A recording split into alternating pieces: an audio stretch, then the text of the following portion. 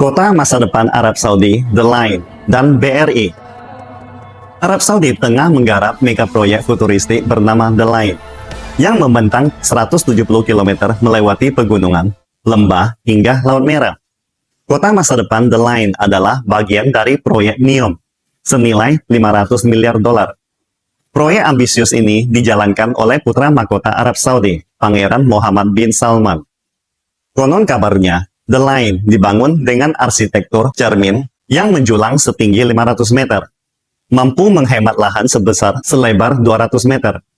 Bangunan ini akan berada dalam satu garis lurus yang sangat panjang. Kota tersebut akan dijalankan dengan 100% energi terbarukan, dan 95% lahan akan dilestarikan untuk alam. Tak ada jalan raya, mobil, atau emisi di sana. Kota masa depan ini memprioritaskan kesehatan dan kesejahteraan masyarakat dibandingkan transportasi dan infrastruktur, bertolak belakang dengan kota-kota tradisional. The Line disebut bakal menampung 9 juta orang dan hanya dibangun di lahan seluas 34 km persegi. Penghuninya akan mencukupi kebutuhan sehari-harinya cukup dengan jalan kaki, atau menggunakan kereta cepat dalam waktu 20 menit. Sekarang pertanyaannya, siapa yang dapat menyelesaikan mega proyek futuristik ini? Jawabannya, Raja Manufaktur Infrastruktur China. Sebuah delegasi Arab Saudi telah memulai kunjungan 7 hari ke kota-kota utama di Tiongkok, seperti Beijing, Shanghai, Hong Kong, dan Shenzhen belum lama ini. Tujuan kedatangan mereka untuk menggandeng mitra kerja potensial untuk proyek megakota ambisius mereka, The Line. Proyek yang bakalan menjadi keajaiban baru dunia. Ini adalah kota linear super, seperti sebuah benteng melintasi semenanjung Arab, ibarat kota di dalam taman. Anda bisa membayangkan, Arab Saudi memang sangat berani, dan keberanian ini membutuhkan mitra berkemampuan besar. Arab Saudi segera memikirkan Tiongkok. Toh, dalam dunia ini, tanpa dukungan raja infrastruktur, keajaiban ini akan sulit terwujud. Tujuan pertama delegasi Arab Saudi adalah Beijing. Menurut CEO kota futuristik The Line, Nazmi Nasir, menyatakan, The Line adalah proyek yang kompleks dan besar, membutuhkan partisipasi besar-besaran dari perusahaan Tiongkok untuk mewujudkannya. Tentu saja, mega proyek ini sangat menarik perhatian perusahaan terkemuka di seluruh dunia, termasuk China Communication Construction Company dan China Railway, yang telah membangun beberapa mega proyek konstruksi dengan pusat data untuk kota masa depan dan jaringan 5G Huawei, atau China Sunergy, yang akan ikut serta dalam menyediakan sistem penyimpanan energi dan lain sebagainya. Hal ini mengingatkan saya pada forum pengembangan jalur sutra digital di Xi'an beberapa waktu yang lalu, yang diselenggarakan oleh World Internet Conference China, yang bertemakan konektivitas dan kemakmuran bersama, yang artinya adalah kerjasama saling menguntungkan. Namun, bukan hanya kerjasama dalam pembangunan infrastruktur, tetapi juga penyatuan dalam domain digital. Titik yang paling menarik bagi saya adalah, selain tamu lebih dari 50 negara yang hadir saat itu, selama forum juga diadakan sebuah kelas pelatihan lintas batas untuk e-commerce digital. Menurut Sekretaris Jenderal World Internet Conference, bentuk dan model perdagangan internasional yang baru seperti e-commerce lintas batas dan gudang luar negeri berkembang sangat cepat, membawa lebih banyak produk unggulan dan khas dari negara-negara dan wilayah yang terlibat dalam Belt and Road Initiatives untuk memasuki pasar Tiongkok, dan pada saat yang sama memperluas penjualan Made in China ke negara-negara tersebut. E-commerce jalur sutra adalah tentang e-commerce, tetapi bukan hanya tentang e-commerce juga.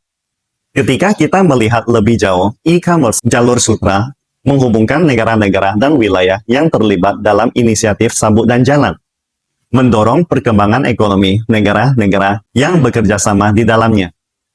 Ya, dunia ini memang penuh dengan tantangan, tetapi juga penuh dengan peluang. Intinya adalah bagaimana kita melihatnya dan bagaimana kita bisa menangkapnya.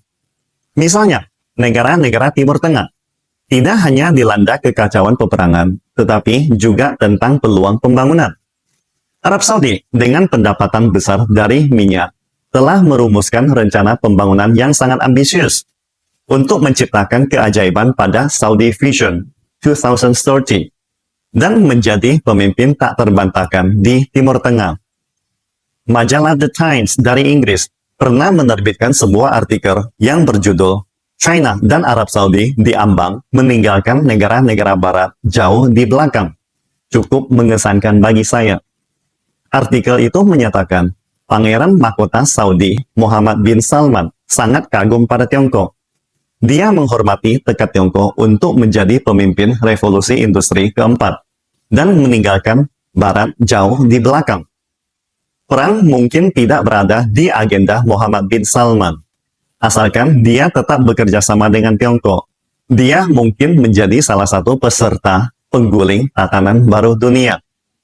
Tentang forum jalur sutra digital di Xi'an, pembicaraan hangat tentang e-commerce, jalur sutra, dan jalur sutra digital. Inti di baliknya adalah konsepsi besar dari inisiatif Sabuk dan Jalan.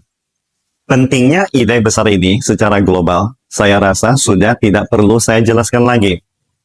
Kesimpulannya, pertama, ketika satu pintu tertutup, pintu lain akan terbuka. Kita tidak bisa mengabaikan kenyataan bahwa ada gejala anti-globalisasi dari AS dan Eropa yang berusaha mengayunkan tongkat besar terhadap barang-barang made in China. Itu adalah kenyataan yang tak terbantahkan. Tapi, yang lebih penting, BRI telah membawa peluang besar bagi dunia, membangkitkan ide besar di negara lain, seperti kota futuristik The Line dari Arab Saudi. Kedua, ketika melihat peluang bisnis, kita juga harus melihat risiko tersembunyi di belakangnya. Rencana besar, investasi besar, pernyataan besar dari pejabat Arab Saudi, semuanya kedengaran sangat menggugah hati. Tapi, ini adalah proses penggalangan investasi. Maka, kita harus mengambil klaim investasi dengan hati-hati juga. Kota futuristik Arab Saudi pada tahun 2030 diprediksi populasi kota akan mencapai 1,5 juta orang. Tetapi menurut laporan terbaru media barat, proyek ini tampaknya mengalami kesulitan keuangan dengan target populasi yang dikurangi menjadi 300.000 orang. Selain itu, panjang kota The Line yang lebih dari 170 km kemungkinan hanya akan terselesaikan 2,4 km. Ketiga, kepentingan adalah di atas segalanya. Dengan kata lain, apakah delegasi Arab Saudi akan menghabiskan waktu yang lama dan berinvestasi besar ke Tiongkok tanpa keuntungan besar yang tidak terlihat? Atau, apakah tamu dari 50 negara yang hadir di forum pengembangan jalur sutra digital di Xi'an akan berdiskusi antusias tentang prospek kerjasama tanpa bonus zaman jalur sutra digital? Di dunia ini, kepentingan adalah yang paling sederhana, tetapi juga yang paling penting, terutama hubungan antara negara, karena tidak ada teman yang abadi, juga tidak ada musuh yang abadi. Yang ada hanyalah kepentingan bersama. Dengan kepentingan yang melekat, hubungan antar negara baru menjadi lebih kuat. China telah menandatangani kerjasama Belt and Road Initiative dengan sebanyak 22 negara Arab. Selama satu dekade terakhir, China dan negara-negara Arab mencapai kemajuan luar biasa dalam kerjasama sabuk dan jalan. Volume perdagangan China-Arab pada tahun 2022 melebihi 430 miliar dolar, atau 2 kali lipat dibandingkan satu dekade yang lalu. Kedua belah pihak telah melaksanakan lebih dari 200 mega proyek di bawah kerangka BRI. Dan hasil kerjasama tersebut telah memberikan manfaat bagi 2 miliar orang di kedua belah pihak. Salam Indonesia Maju!